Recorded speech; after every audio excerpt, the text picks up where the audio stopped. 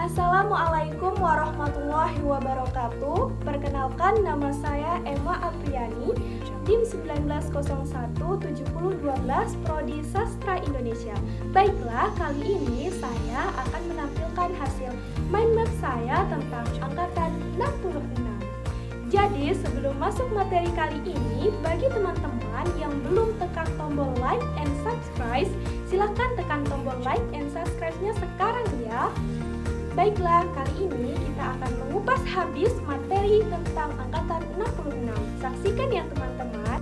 Jadi, kali ini kita akan membahas mengenai angkatan 66. Sebelum kita masuk kepada materinya, kita harus lihat dulu ya teman-teman, apa aja sih yang akan kita bahas pada video kali ini. Ternyata yang pertama kali yang akan kita bahas adalah sejarah dari angkatan 66. Selanjutnya, kita akan membahas mengenai manifestasi kebudayaan. Apa sih manifestasi kebudayaan itu? Nanti ya kita bahas setelah ini. Selanjutnya ada lekra dan pengarang keagamaan. Apa sih itu lekra? Nanti ya. Selanjutnya, siapa aja sih pengarang keagamaan itu? Nanti ya teman-teman, kita akan kupas habis semuanya. Selanjutnya ada pengarang dan karya sastra. Siapa aja sih pengarang dan apa aja sih karya sastra yang dihasilkan oleh pengarang-pengarang kita? Selanjutnya kita akan bahas mengenai karya sastra yang menonjol pada angkatan 66. Kira-kira apa ya teman-teman? Kita lihat nanti ya. Dan yang terakhir tentunya ada perbedaan karya angkatan 66 dengan sastra periode 1950-an. Untuk teman-teman, kali ini kita akan mengupas habis materi angkatan 66 ini. Oleh sebab itu, nantikan terus ya teman-teman videonya sampai selesai. Oke teman-teman, yang pertama kali kita akan bahas mengenai sejarah dari angkatan 66.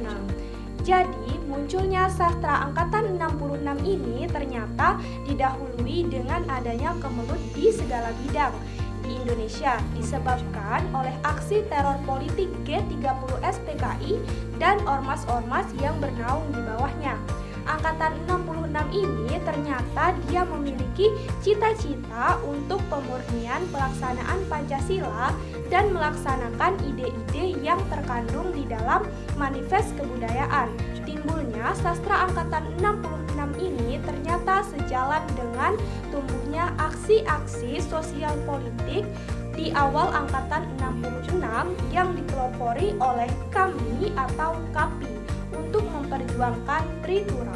Munculnya nama angkatan 66 ternyata telah diumumkan oleh HB Jasin dalam majalah Horizon nomor 2 tahun 1966. Pada tulisan tersebut dikatakan bahwa angkatan 66 ini ternyata telah lahir setelah ditumpaskannya pengkhianatan G30S PKI, dan penamaan angkatan 66 ini pun mengalami adu pendapat. Sebelumnya nama angkatan 66 ini diresmikan, nama angkatan 66 ini adalah Manifest Kebudayaan. Selanjutnya berubah menjadi angkatan 66.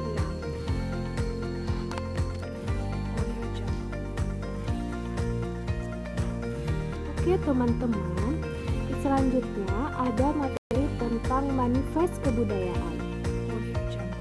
Manifest kebudayaan adalah konsep kebudayaan yang mengusung humanisme universal.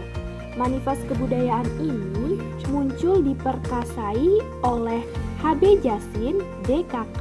Manifest kebudayaan ini adalah bentuk respon dari teror-teror dalam ranah budaya yang dilancarkan oleh orang-orang yang tergabung dalam lekra, lembaga kebudayaan rakyat. Orang-orang lekra, manifest kebudayaan yang disebut dengan manifest kebudayaan diplesetkan oleh orang-orang lekra menjadi manikebo yang artinya sperma kerbau. Nah, ini dia teman-teman naskah dari Manifest Kebudayaan. Berbunyi, kami para seniman dan cendekiawan Indonesia dengan ini mengumumkan sebuah manifest kebudayaan yang menyatakan pendirian, cita-cita, dan politik kebudayaan nasional kami. Bagi kami, kebudayaan adalah perjuangan untuk menyempurnakan kondisi hidup manusia. Kami tidak mengutamakan salah satu sektor kebudayaan di atas sektor kebudayaan lain. Setiap sektor berjuang bersama-sama untuk kebudayaan itu sesuai dengan kodratnya. Dalam melaksanakan kebudayaan nasional, kami berusaha menciptakan dengan kesungguhan yang sejujur-jujurnya sebagai perjuangan untuk mempertahankan dan mengembangkan martabat diri kami sebagai bangsa Indonesia di tengah masyarakat bangsa-bangsa. Pancasila adalah falsafah kebudayaan kami. Jakarta, 17 Agustus 1963.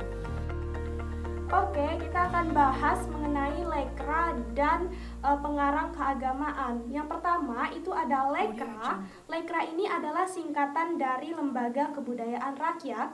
Dia merupakan sebuah organisasi kebudayaan sayap kiri di Indonesia.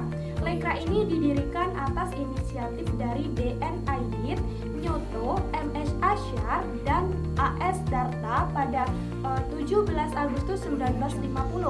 Lekra ini mendorong seniman dan penulis untuk mengikuti doktrin realis sosialis. Semakin vokal terhadap anggota non-lekra, kelompok lain akhirnya membentuk Manikebu atau Manifest Kebudayaan. Akhirnya mengarah ke Presiden Soekarno untuk melarang itu. Setelah gerakan G30 SPKI, lekra dilarang bersama dengan Partai Komunis. Selanjutnya ada pengarang keagamaan. Yang pertama itu ada Jamil Suherman. Jamil Suherman ini seorang sastrawan yang banyak menulis tentang karya sastra keagamaan, terutama cerpen di era tahun 1960-an.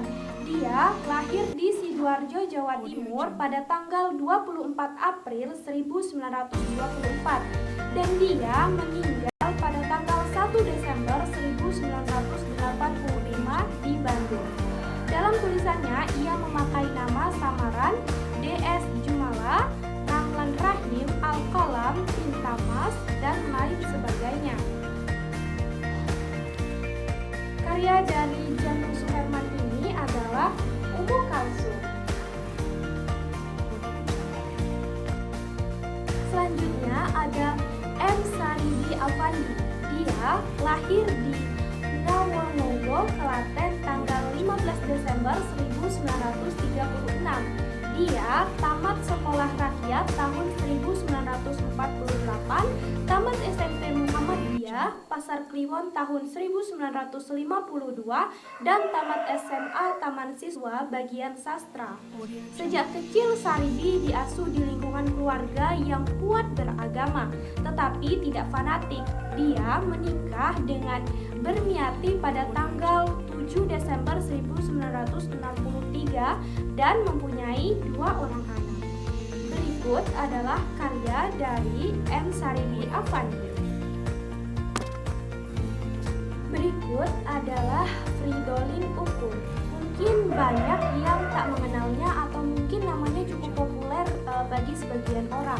Fridolin Ukur ini merupakan seorang pendeta dan sastrawan Indonesia. Dia dilahirkan di Terngiang Layang, Kalimantan Tengah pada 5 April 1930 loh teman-teman, dan termasuk penyair angkatan 66.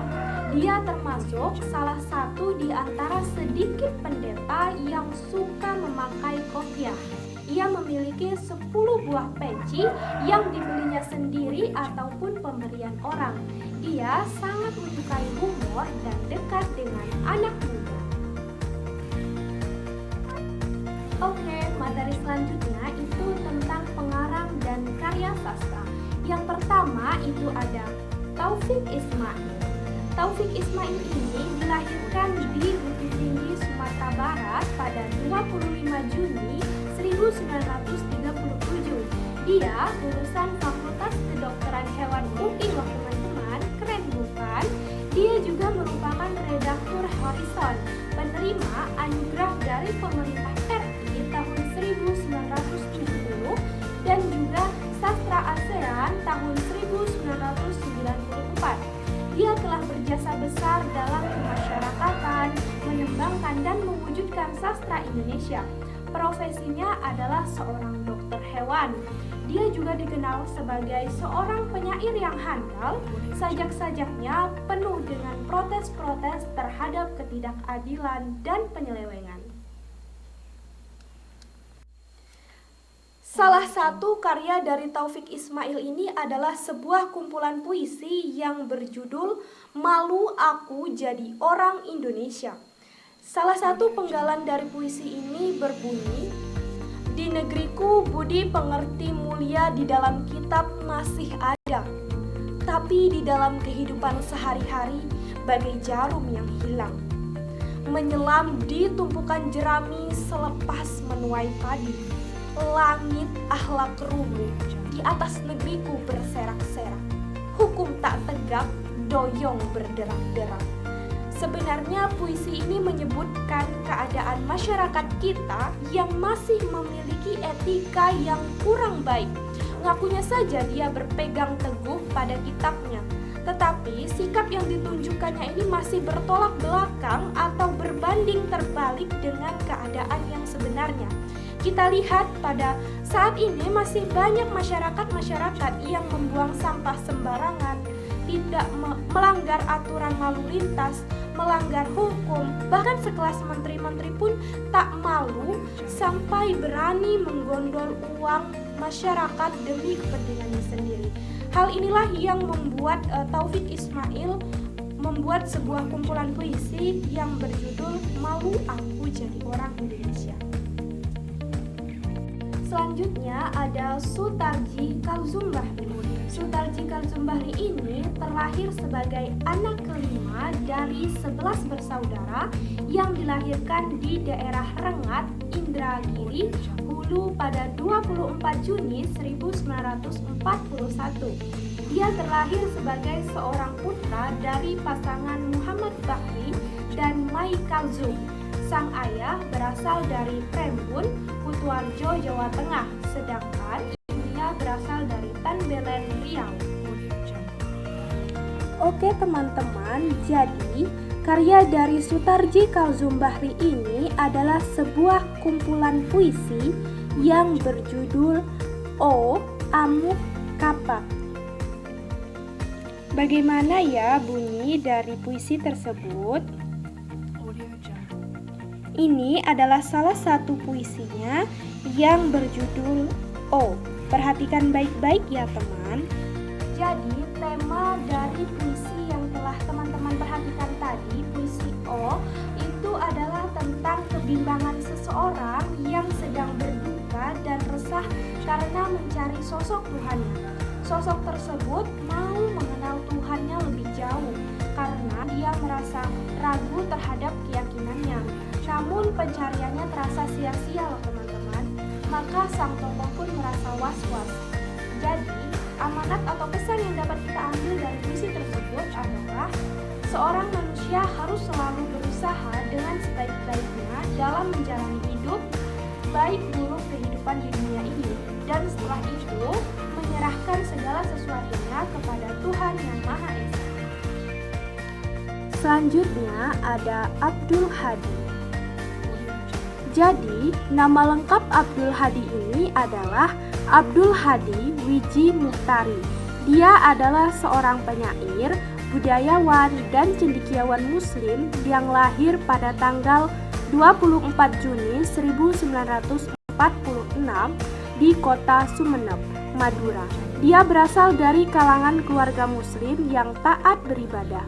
Ayahnya seorang muslim Tionghoa dan ibunya masih keturunan keluarga Keraton Surakarta. Karya dari beliau ini adalah meditasi. Meditasi ini merupakan sajak yang ditulis oleh Abdul Hadi loh teman-teman. Jadi, meditasi ini merupakan sajak karya Abdul Hadi yang ditulis pada tahun 1972. Kemudian dimuat dalam majalah Horizon nomor 3 tahun 1974 di halaman 85. Salah satu penggalan sajaknya ini berbunyi, kendati dingin menjamah kalbu, malam masih merayu, mata masih terpejam dalam dan nafas masih terdiam, aroma keheningan menguar liar, jelajahi batas-batas kesadaran, lalu kembali untuk buktikan, jantung masih berdetak di luar, kita benci kesendirian, tapi tanpa disadari, kita semua adalah pencandu meditasi. Oke teman-teman, selanjutnya ada Sapardi Djoko Damono. Bagaimana ya identitas dari Sapardi Djoko Damono? Perhatikan ya teman-teman. Ternyata Profesor Dr. Sapardi Djoko Damono ini lahir di Surabaya 20 Maret 1940.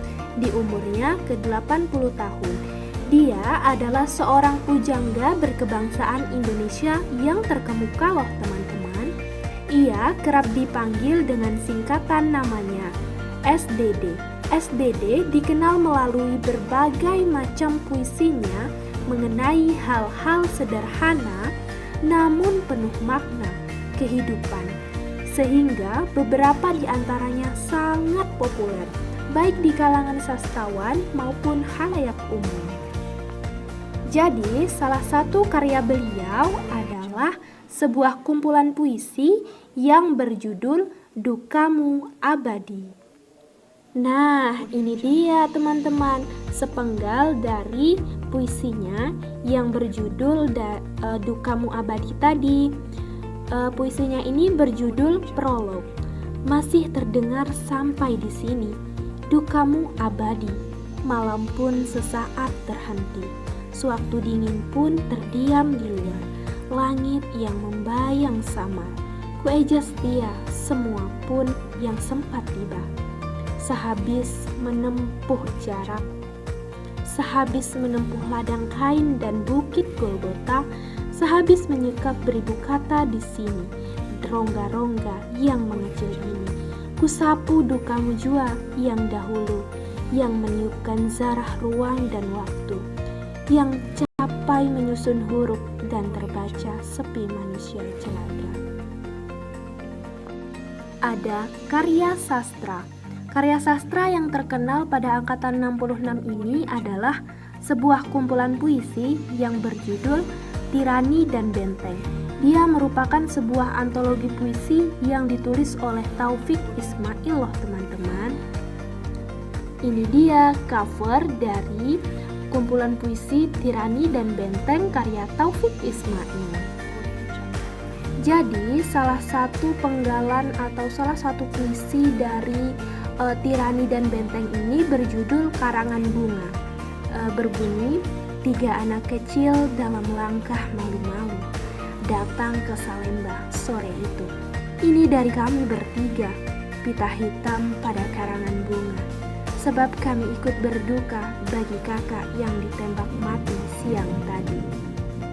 Teman-teman, puisi tadi sebenarnya bercerita tentang anak kecil yang datang dengan langkah malu-malu. Mereka membawa sebuah karangan bunga. Karangan bunga itu melambangkan sebuah kesedihan karena kakak mereka, seorang pahlawan, telah meninggal pada pertempuran siang tadi.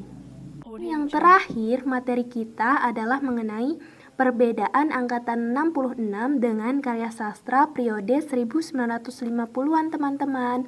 Jadi perbedaannya itu, pada periode 1950-an cerita perang mulai berkurang, sedangkan pada angkatan 66 lebih bercerita tentang protes sosial dan politik.